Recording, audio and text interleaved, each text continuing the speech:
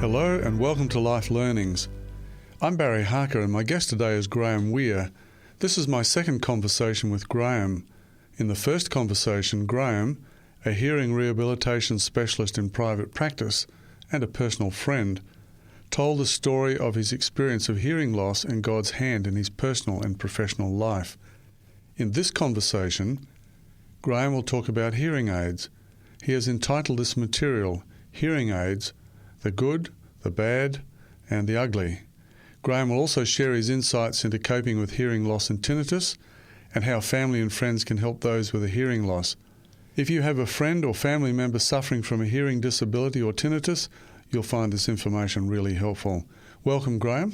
Thank you, Barry. Graham, you have the unique title of Hearing Rehabilitation Specialist rather than the more common title of audiologist or audiometrist. How does your work differ from conventional hearing services? Okay, well, conventional hearing services, their main focus is on restoration of hearing and using technology. That's fine as far as it goes. Even with implantable technology like bionic ears and bone-anchored hearing aids, all this is a very important part of what we do. But it's not the end of the story. It's only one half of the communication paradigm because hearing loss is part of communication, but it's not the only part. It's only the receptive side of communication. There's also the expressive side, how people talk, what they say, because what they say will affect how people respond to them, and it's the responses in communication that cause people to be rejected socially. Hearing rehabilitation looks at the whole picture, not just the technology in the hearing. I guess it's really important for a person with a hearing loss to be able to communicate effectively in any context in which they're in. Now, we know that there's superficial communication. That's the sort of communication where we're just talking about the weather or greeting a neighbour. And then there's the level where we might be working with a workmate to do a job, and so we're exchanging information and so forth. And then there's that third level communication, which is really about meaning. So a person with a hearing loss has to be able to communicate at each of those three levels. Not just the superficial, not just the intermediate level where you're exchanging information, but also at that deeper level.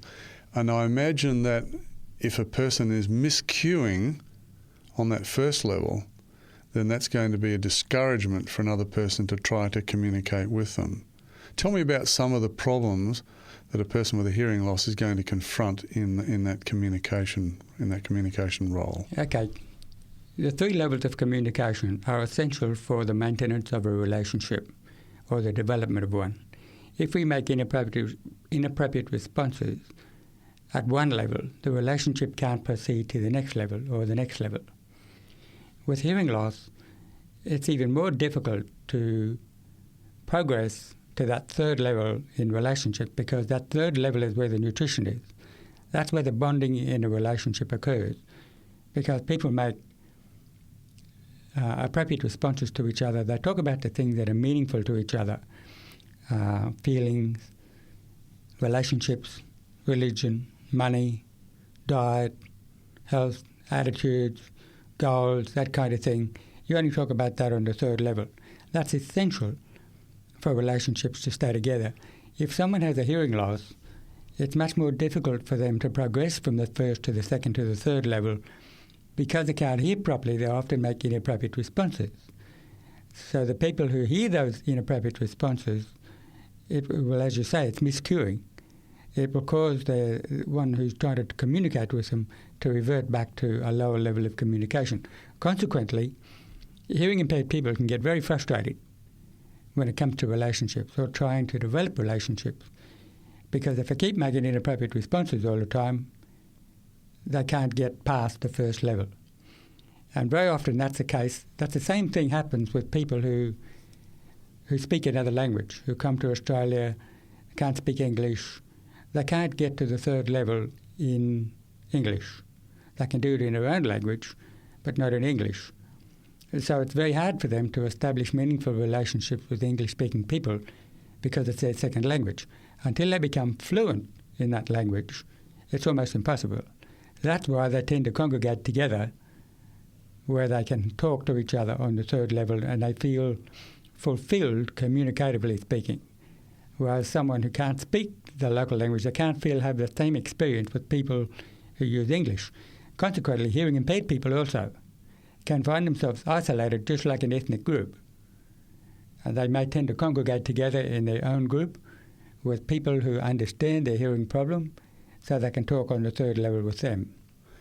Now, a lot of people in their lifetimes experience some level of hearing loss. So this is an important topic to almost all of us, isn't it? Mm. It's very isolating if you can't get basic communication going and be understood. Mm. And that's a disincentive for other people to try to communicate with you Exactly. at that second and third level. Exactly. And that if a person's not getting the communication at those three levels, it can also affect their personality, their attitudes. Exactly. They'll withdraw from social situations. Exactly. It affects their self-esteem, their lives, Yes. in a pretty devastating sort of way. Yes, they can become angry, frustrated, aggressive, and hit out at other people, get very angry in their attitudes and their speech, which simply causes more social rejection. So it's a vicious spiral.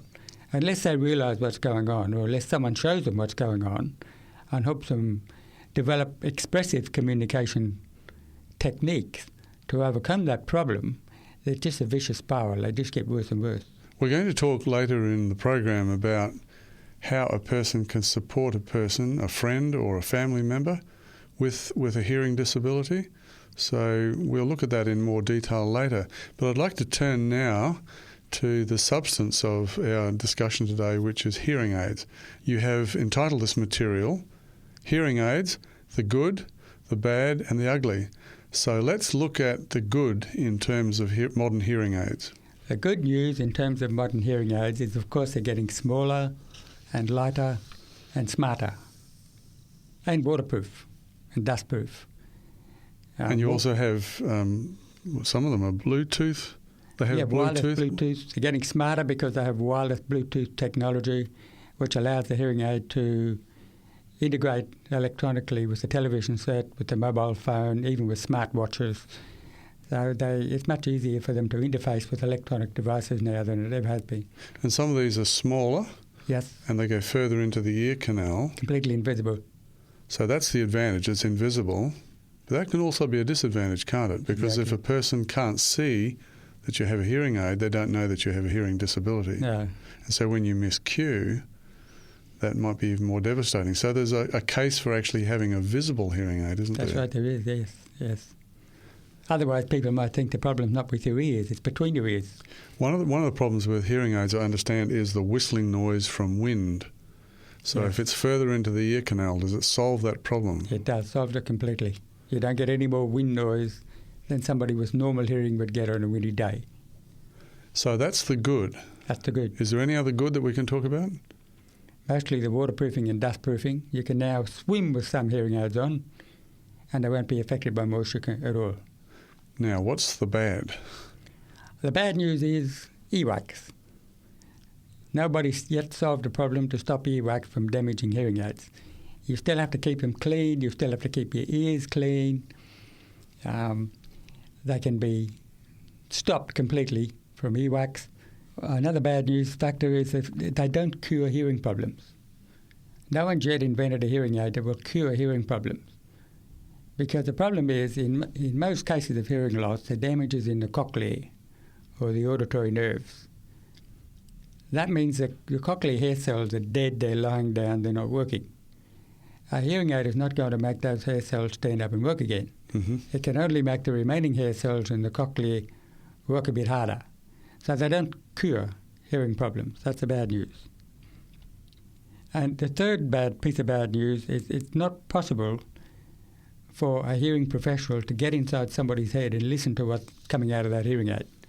So they depend on formula, science, technology to set that hearing aid up for that person's particular hearing loss.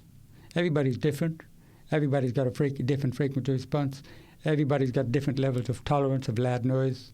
It all has to be programmed by the hearing professional into that hearing aid. And the only way they can know if they've done a good job of that is by getting feedback from the patient, and also to look at what we have in formula. We have target curves. When we set a hearing aid up, it's set up according to a formula, and we have to look at that to see if it matches that formula fairly well, make sure there's no peaks and troughs in the response. But lastly, we've got to rely on the response of the patient.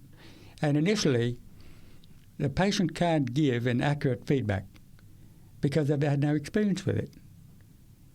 So it's important for the patient to get trials of hearing aids, ask for trials before they actually pay for the thing. They might have to pay up front, but at least if they get a money-back trial, they can give their brain time to adapt to it. The brain has to go through a learning curve.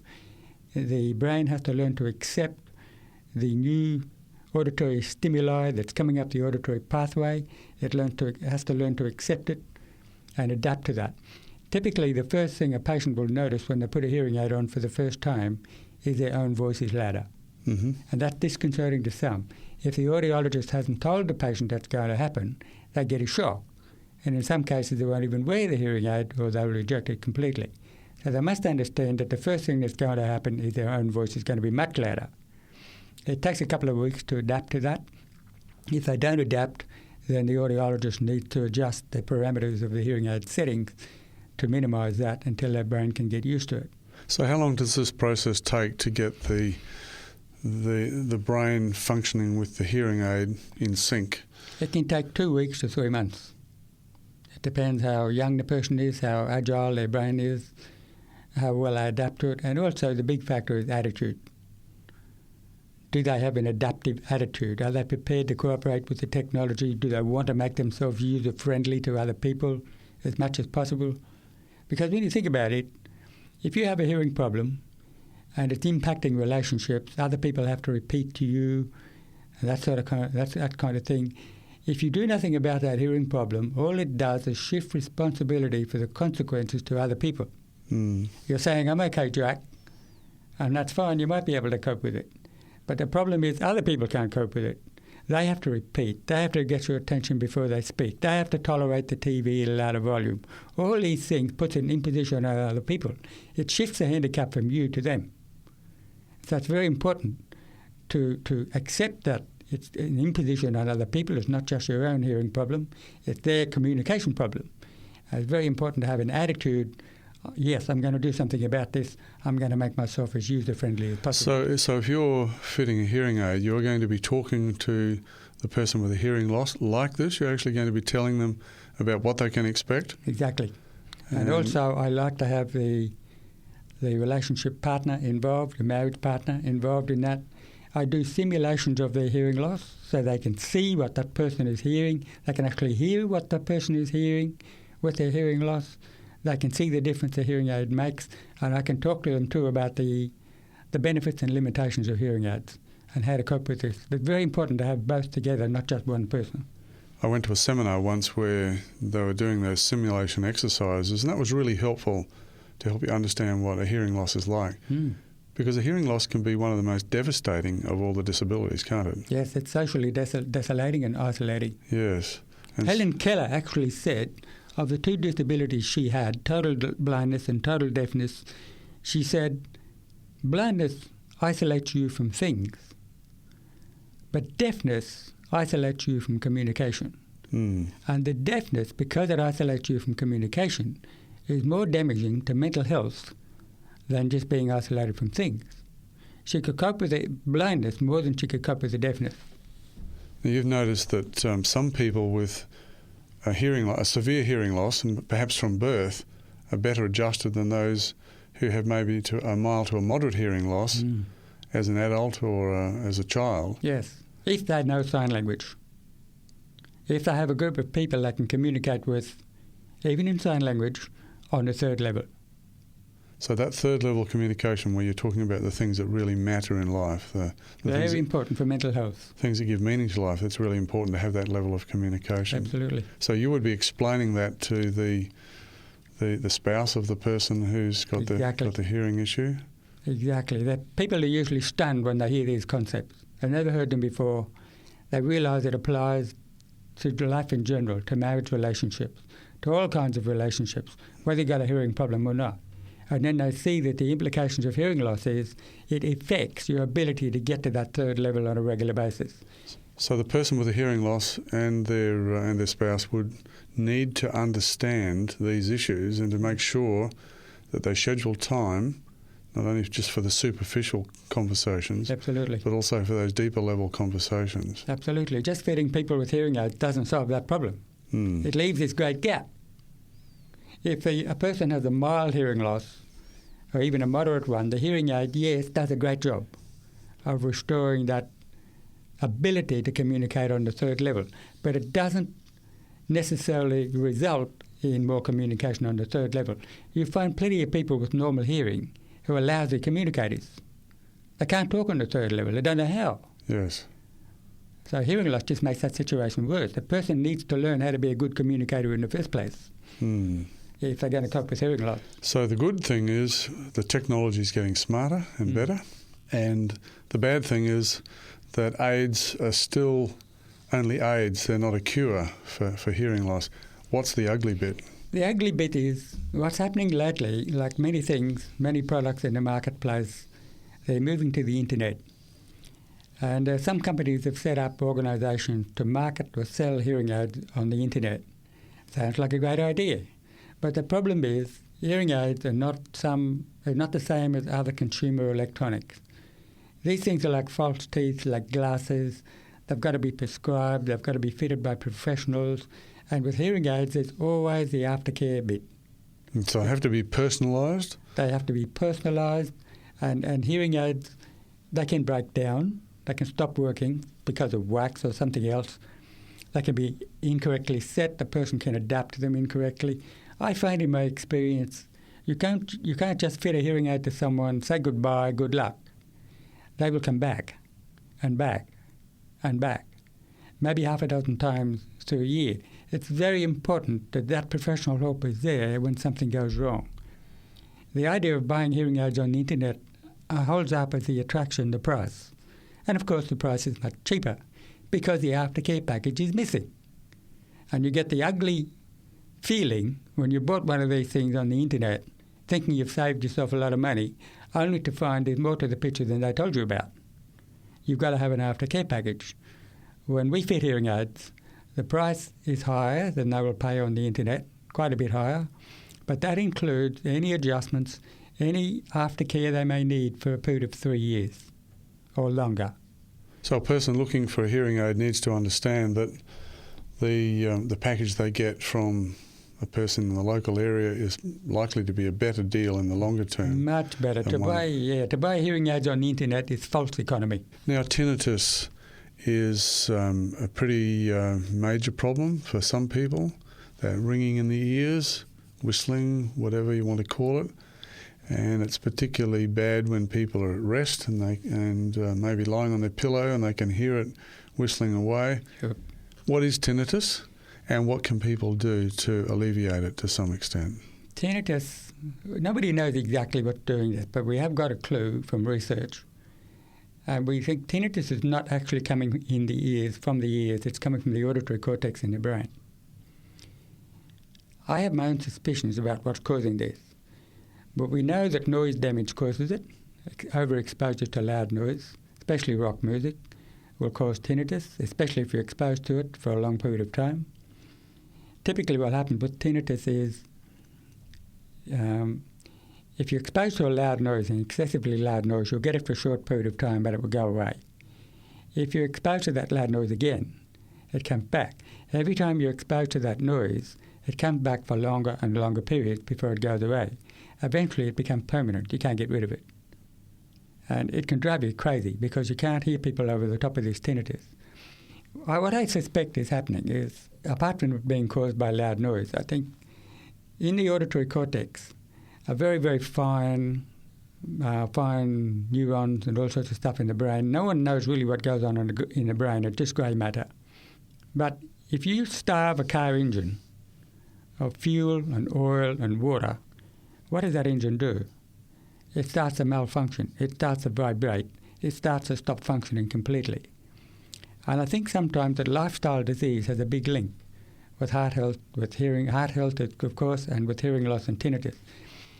I think what's happening is as the arteries close up from atherosclerosis, because the plaque build up in the arteries, the blood supply and the oxygen supply to all over your body starts to shut down.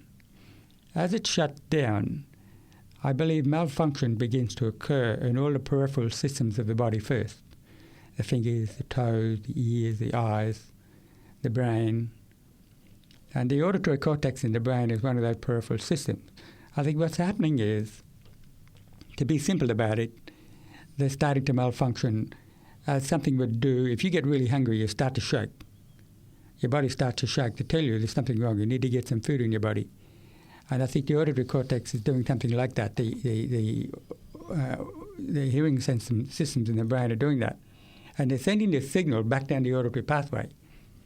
And some scientists will say that that signal is a response to the lack of auditory stimulus. It's starting to create this stuff itself, sending it back down the auditory pathway, and you can actually hear it in your ear. You can measure it. You can actually hear it with special machines.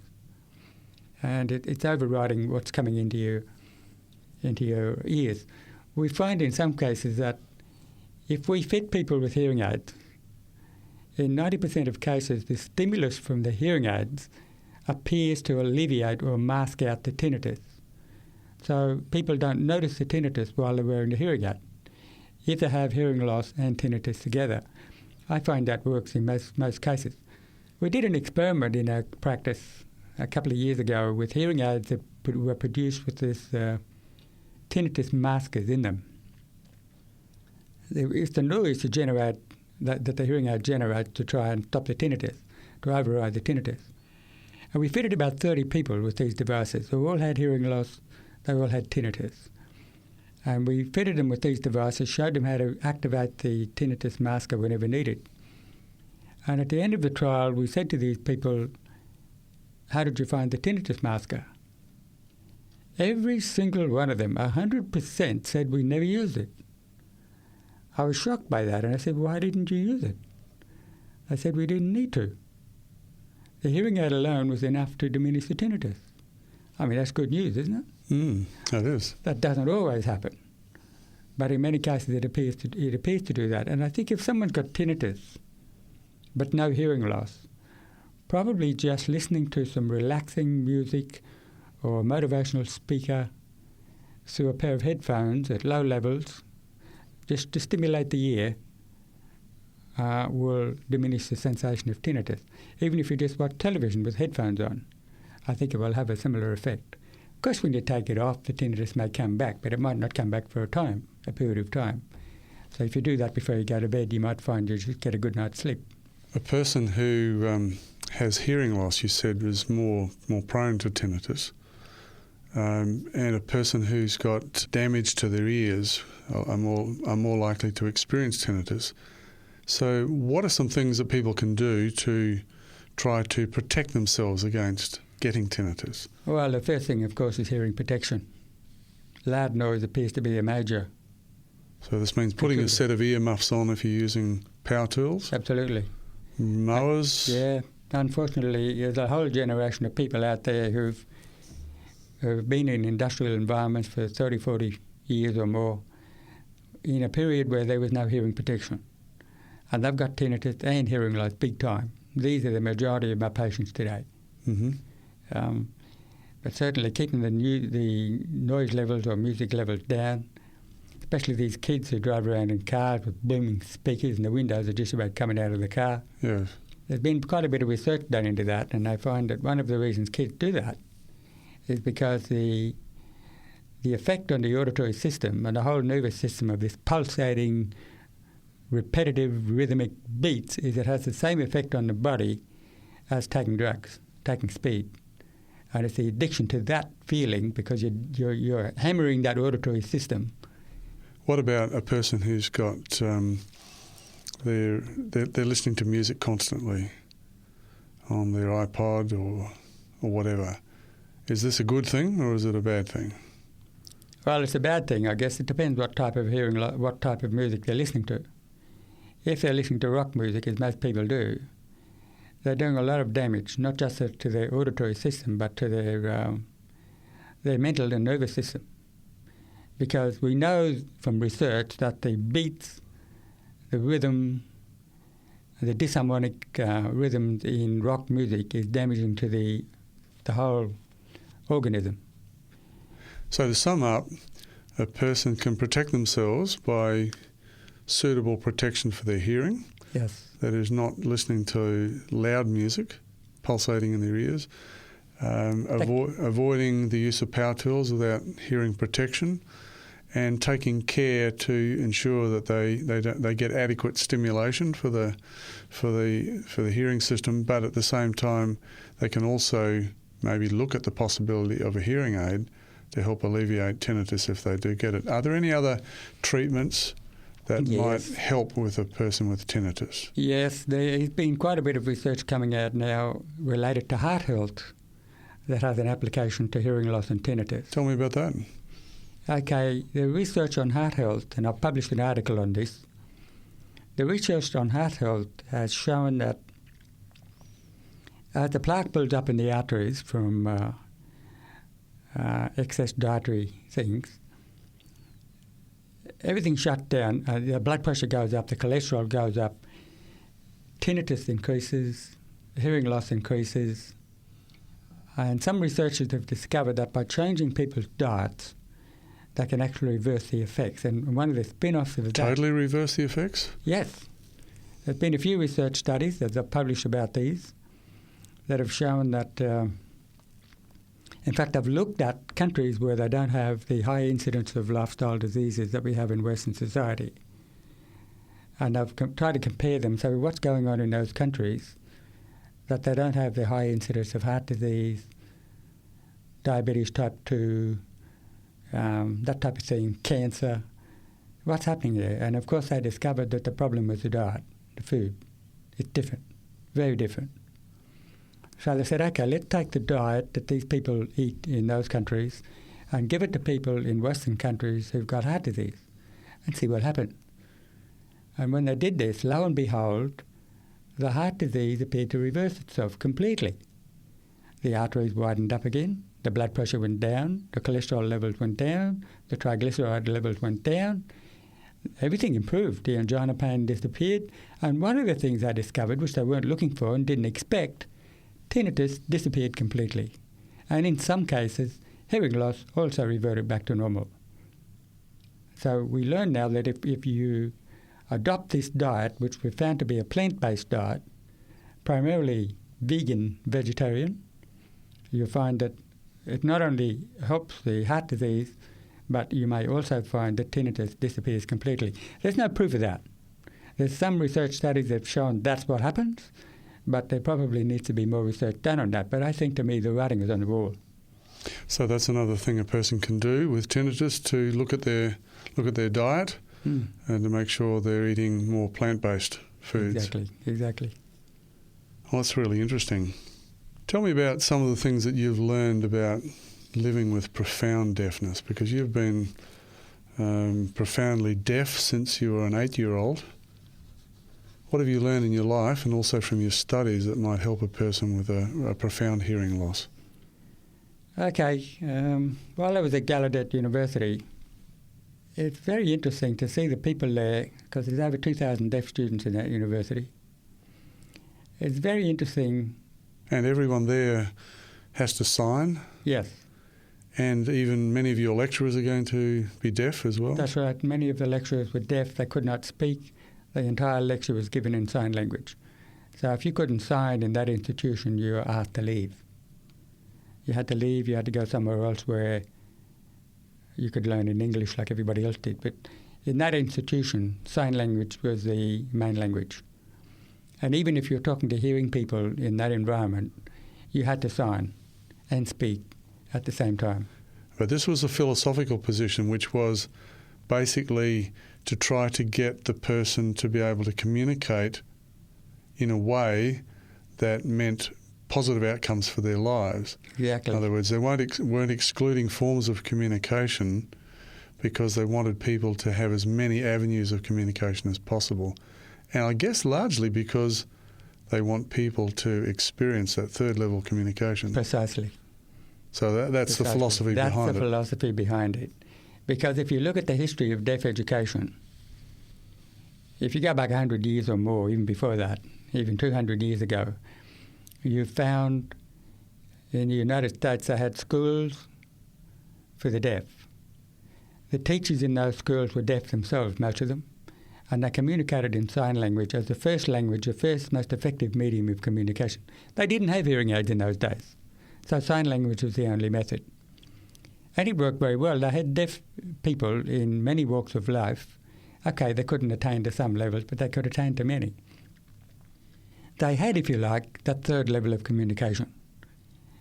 An interesting event occurred around the period of Charles Darwin, the evolutionist, and Alexander Graham Bell. They were contemporaries. They were friends with each other. And Alexander Graham Bell, surprisingly, had a wife who was deaf, and he communicated with her in sign language. As he became friends with Charles Darwin and learned more of his evolutionary theories, Darwin convinced him that they must not allow the deaf community to congregate together and use sign language, because if they did, they would intermarry together and it would end up creating a deaf race of people.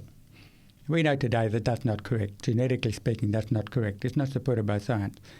But in that era, they believed this and they became so animated about it, they felt they had to go around the world and close down all the deaf schools. Being such powerful and influential men, that's exactly what they did. And interestingly enough, Bell was trying to invent a hearing aid for his wife when he accidentally invented the telephone. The telephone was an accident. And of course, that took off, made him world famous, made him very, very wealthy. We don't know what happened to the hearing aid, whether his wife ever got that or not. But he got enamored with Darwin and went around the world convincing educators and politicians that this deaf sign language stuff had to be stopped. When you look at that today, it was just plain racism. That's what it was. But they succeeded, unfortunately, in closing down many deaf schools and bringing in teachers who had normal hearing, who knew nothing about sign language, and they were going to teach deaf people how to communicate using the normal methods of speech and hearing, which is pretty ridiculous when you think about it. How can you speak if you can't hear? But they forced this upon the deaf community, and of course there are some people who did succeed at it. They did have enough residual hearing to manage to cope in that environment, and they get by. But the point is, what everybody seemed to forget or weren't even aware of in those times was that much of that communication, because the vocabulary was limited, was basic or maybe intermediate. Very rarely did the communication diet of the hearing-impaired person forced in that environment ever get to the third level. They couldn't use sign language. They were forced to sit on their hands in schools. They were punished, physically punished, if they were caught using sign language. They were forcefully separated from one another. They put them into mainstream schools for hearing people to try to integrate them into a normal society. And for some of these kids, yes, it did succeed. In my case, it would succeed quite well because I wasn't born deaf. I lost my hearing at the age of 8 after I'd acquired language acquisition. That's a key point. But if you're born deaf and you're profoundly deaf from birth, you've never heard, how do you acquire language? You have to acquire it visually.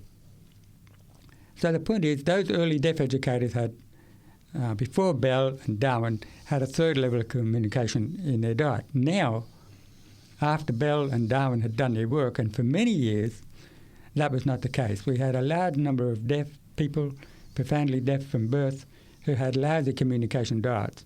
And, of course, they were socially unintegrated. They couldn't get work. Many of them ended up in welfare institutions, unemployable, treated like people with intellectual disability, shut away in institutions. It was terrible. I could tell you some terrible stories. So you're saying that a person with a profound hearing loss really needs to have as many different forms of communication as possible? Absolutely. That's the attitude of total communication in deaf education, which I had at Gallaudet. This was expressed because everybody on that campus used sign language, whether they were talking to a deaf person or a hearing person. So what's the situation today? It's much better today than what it has been. When I was working for the Deaf Society in New South Wales, we had the privilege of setting up an organisation called Deafness Resources. And that organisation was managed by the deaf community who saw this great need. They wanted to get information about total communication out there to the community who were locked at that time into oral communication methods. No signs, just speech and hearing. And of course they had the ENT specialists and the moneyed politicians were all behind this kind of thing. They had big campaigns, they raised lots of money for it. But the deaf weren't getting a say in that. They were excluded from the decision-making process. We hope to change that attitude by bringing these resources into the country, spreading them all around the country by mail order, slowly educating people. So today, people have a much wider choice of deaf education methods. And of course, now you've got technology to help as well. So it's a much better situation today for schools. We see hearing impaired and deaf kids integrated into schools. Interpreters are made available. The Australian government today regards sign language in the same category and entitled to the same rights as any other ethnic language. So the attitude today is a far cry from what it has been over the last, 100 years or so. I'm Barry Harker, and I've been talking with Graham Weir, hearing rehabilitation specialist, about coping with hearing loss, hearing aids and tinnitus. Graham has also shared his views on profound lifelong deafness, the use of sign language, heart health and hearing. And after we come back from the break, Graham is going to talk with us about how family and friends can support someone with a hearing loss. If you have any questions or comments in relation to today's program, you can call 3ABN Australia Radio within Australia on 02 4973 3456 or from outside of Australia on country code 612 4973 3456. Our email address is radio@3abnaustralia.org.au.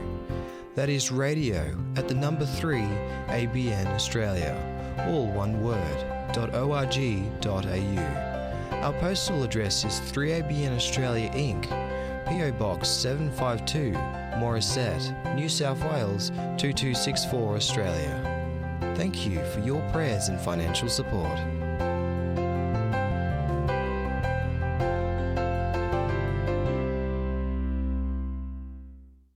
If you've just joined us, I'm Barry Harker and my guest is Graham Weir.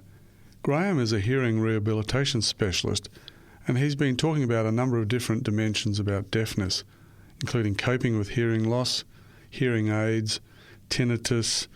We've also looked at heart health, and we've looked at communication methods for people with a profound disability. In this remaining time, we're going to be talking about how to support a person who has a hearing impairment or disability, and we'll also be looking at how to meet the challenges of hearing loss, because almost all of us are going to face this challenge at some time in their lives, aren't we? Okay, Graham, how do we support a person with a hearing impairment, or they're losing their hearing, or they've got a severe disability? How do we support them? The first thing to remember is that the communication rules need to change. For most of us, hearing loss occurs later in life. We've grown up with normal communication, normal hearing. We've been able to talk to one another from the other room, with their backs turned, the head in the cupboard, music blaring, TV on, all this kind of stuff, and get away with it. But when you have hearing loss, typically the hearing initially will drop off in the mid to high frequencies. What that means is you still have fairly good bass hearing, but the hearing in the treble is not so good. So the high-frequency sounds tend to get masked out or covered over by the lower frequency sound. So you can't talk to people anymore from the next room or with the head in the cupboard or with background noise going on, because if you do, you get some funny answers. And people will have to keep asking you to repeat. So the first thing to do is remember to get the person's attention before you speak. Preferably stand in front of them and articulate normally instead of trying to talk to them with their back turned all the time. One of the biggest frustrations in marriages that I encounter in my practice with couples is they say, I talk to him and he gives me a funny response, or the hearing impaired person will say, I've got to say, hey, what? I've got to go look for the wife, find out where she is. And of course he says, where are you? And she says, here. Where's here? Can be anywhere in the house. And he finally finds her, and then he's the one who has to go and chase her to find out what it was she said, when really they need to work together. If she realises she can't do those things anymore, she's got to get his attention before they speak, look at him face to face, make sure the TV is down to a reasonable volume or there's not much background noise happening in order to get a good response. What are the other sorts of things you're talking about? Just making sure that there's face-to-face communication. What else can we do? For males, if they're talking to someone or to a hearing impaired person, female or otherwise, to make sure if you have moustaches or beards, make sure your entire lips can be visible for visual clues. It's amazing in my own experience, because I depend so much on this. It's amazing how if a person has a moustache, if that moustache obscures the top lip, especially the corners of the top lip, it's almost impossible to lip read that. So the lips, the entire lips, the corners as well as the tops and the bottom, should be completely visible if you're going to wear moustaches or beards. So this means that if you're a presenter, a media presenter, or you're doing seminars, workshops, that it's important, if you've got a person with a hearing impairment, to make sure that they can see your lips. Yes. And that you're not talking while you're writing on a whiteboard. That's a big one, and that's the thing that contaminated much of my education, were lecturers talking while they wrote on the blackboard. Talking at the board, not talking at the class. That's a killer if you've got a hearing problem. So if you're talking when you're walking sideways, if you've got an audience and you're talking sideways, there's going to be someone in your audience who's going to have trouble picking up what you're saying. That's right. The difficulty with that concept is if you're walking down the street together and you've got to look at the hearing impaired person to talk to them, someone better look where they're going. I remember when you visited me years ago, I switched a torch on and put it on my lips so that we could walk at night and we could have a conversation, because you could see my lips. We were able to converse, but if we went for a walk in the dark, it was hopeless, because you need not only to be able to hear, but you need to be able to see my lips when I'm talking. Exactly. So just to be aware that if you're presenting, there may be someone in your audience or your congregation who will be hard of hearing and will find it really difficult if they can't see your face and see what you're saying. Yes, and if you're a presenter, a media presenter, or a preacher, and you're preaching, it's important not to pace up and down. Yes. Pace up and down the stage constantly, speaking at a tremendous rate. It's impossible for a hearing impaired person to follow that. Stay in one place, or if you do move around slowly. Make sure you continue to face the audience. Don't pace up and down and talk at 100 miles an hour. People just get lost in that. So it's really important then that if you're trying to communicate with a person who has a hearing impairment, you don't try to talk to them from a distance, behind their back or from another room. Exactly. That you go and stand in front of them and try to communicate that way, so that's less frustration for everyone then, isn't it? Exactly. The person who's hearing can communicate effectively. The person who's got the hearing loss also has the option of hearing and communicating. If you have a mild to moderate hearing loss, you may get away with communication that's not face-to-face. It may be okay. But if you've got a severe to profound loss, these things are critical. But for many folk who have mild to moderate loss, getting a hearing aid solves much of the problem. They can go back to communicating the way they were before. That's great if you can do that. Now, some people have very soft voices. Exactly. So if you're in a context where there's a lot of background noise and they're speaking very softly, it can be difficult to hear them. So one of the things would be to make sure you keep your voice up. Yes. When you're talking to people. Yes, and don't let it fluctuate too much. Keep a fairly even volume level. And not to shout at them? Exactly. Shouting is very intimidating. It gives the impression of aggression. And for some folk, they have a soft voice, and unfortunately when they raise their voice, it sounds aggressive. But they may not mean to be aggressive. And of course, it's hard for the hearing impaired person to realise that the person is not necessarily aggressive just because they're shouting. Their facial expression may give the appearance of being aggressive, but they may in fact not be that way. I've got to keep reminding myself of this. With my poor wife, who has to often raise her voice and shout to get through to me sometimes in difficult listening situations, I've got to keep reminding myself there's no aggression here. They're just trying to talk to me. Very important. What about when you're driving, obviously? Yeah, when you're driving, that's a big one. During the day, if I'm driving, I don't talk. Yes. If my wife is driving, we can talk because she can look at the road. But I've got to look at her and make sure her hair doesn't fall in front of her lips, which happens sometimes. Diane's very cooperative. She ties her hair back, or she makes sure she combs it in such a way that it doesn't fall in front of her lips. So if I'm on the side in the car, I can understand her reasonably well. At night, it's impossible. I can't understand a thing she says in the dark while she's driving. Very, very difficult. If we're in a suburban area with street lights, okay, you're managed, but normally it's almost impossible to have a conversation. And if I'm in the back seat, of course, totally impossible. I find that when I'm driving, my third-level communication with my wife often takes place if we're driving at night, when you're talking, because you can't go anywhere else. That's right. So you do that form of communication. If you've got normal hearing, you can do that. And you can listen to the radio while you're driving. Many hearing impaired people can't do that anymore. What about, let's go back to the social situation. You're in a restaurant, or there's a lot of background noise, where it's very difficult for the person with the hearing loss. What can we do in those contexts? There isn't a lot you can do, but one of the things you can do is try and find a seat in that restaurant, which is perhaps in a quiet corner, where the hearing impaired person maybe faces the corner, and the people speaking to him are in the corner, speaking out. That's one little thing you can do. But also, one thing I find very helpful in restaurants, because if you wear very high technology, expensive hearing aid, you can get very, very good background noise control. You can technologically reduce that background noise to the level where you can actually function. But cheaper hearing aids don't have a very good level of that technology. But one of the things that's most helpful to me in that environment is the realization that when I go into that environment, I'm not going to be able to have much third-level communication. I'm going in there with the expectation that my conversation with people is going to be primarily superficial. And we cope fine. My wife gets the opportunity to have third-level communication. She's got normal hearing. That's great. That privilege is hers. I don't want to deny her of that privilege just because I've got a hearing loss.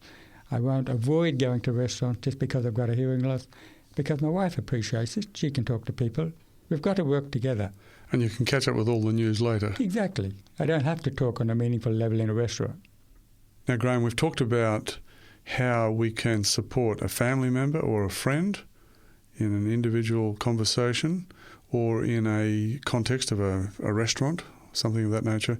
What about in the public domain? I understand now that there are audio loop systems in some banks. Usually they're on trains. Some businesses are getting on board and ensuring that they've got loop systems, audio loop systems, so that if they've got a person who comes in with a hearing impairment, they can actually hear what's going on. We talked on the last occasion about visual alarms for a person who's, if they can't get an auditory alarm, they can get a visual alarm. So there may be contexts where that's appropriate, public buildings and so forth. You also mentioned to me that it's important for the person with a hearing aid to actually wear it. Exactly. Because some people get frustrated and take it off.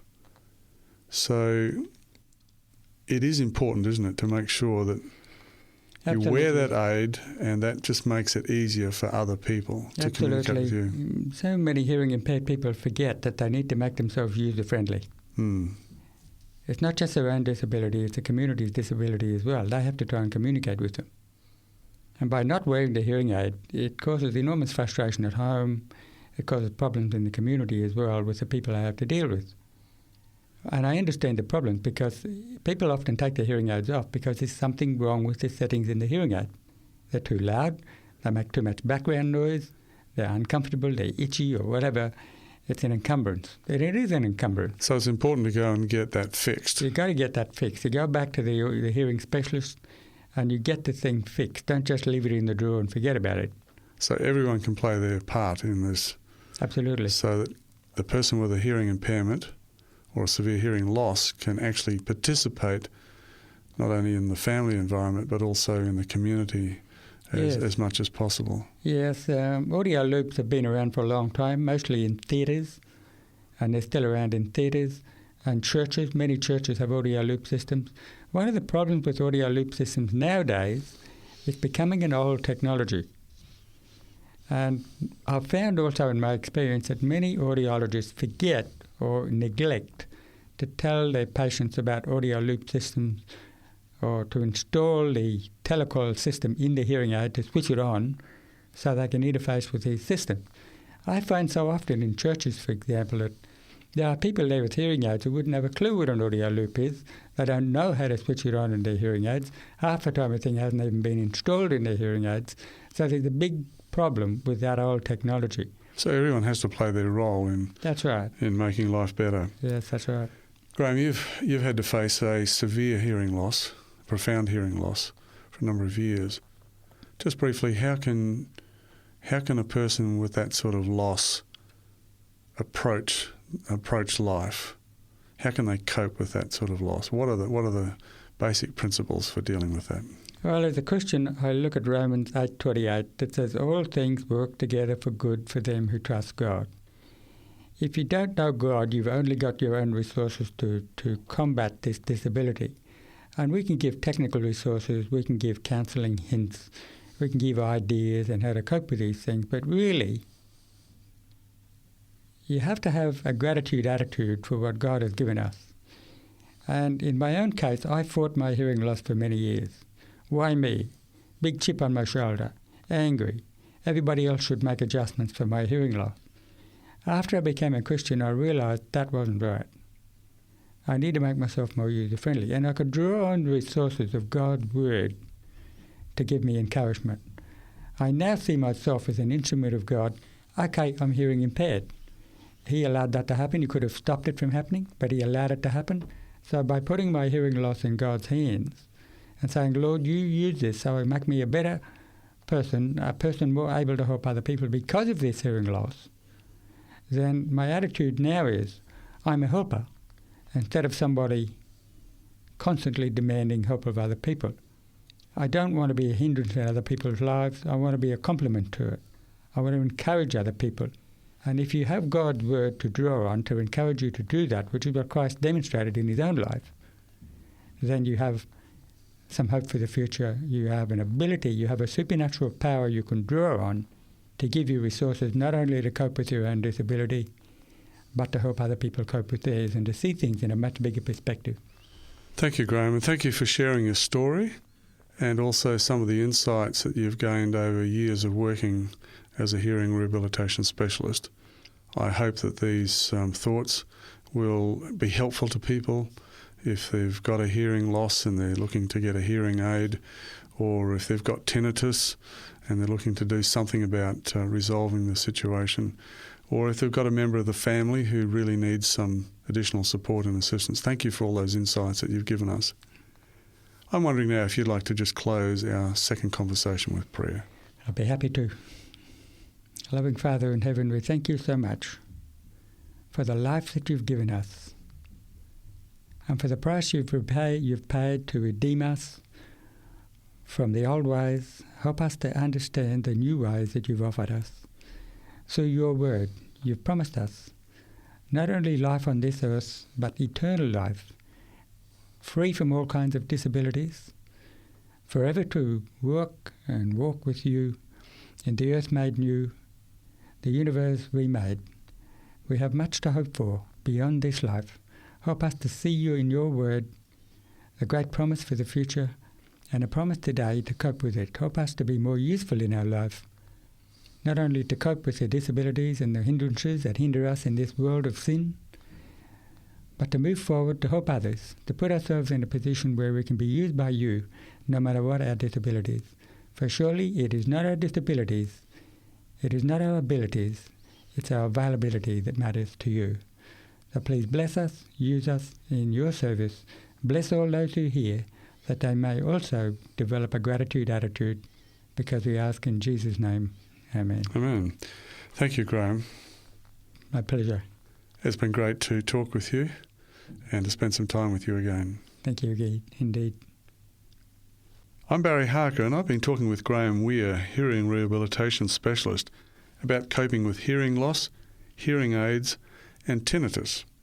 Graham has also shared his views on profound, lifelong deafness, the use of sign language, heart health and hearing, and how family and friends can support someone with hearing loss.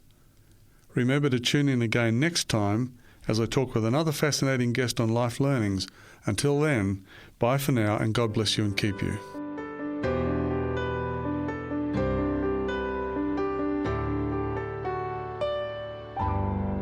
You've been listening to a production of 3ABN Australia Radio.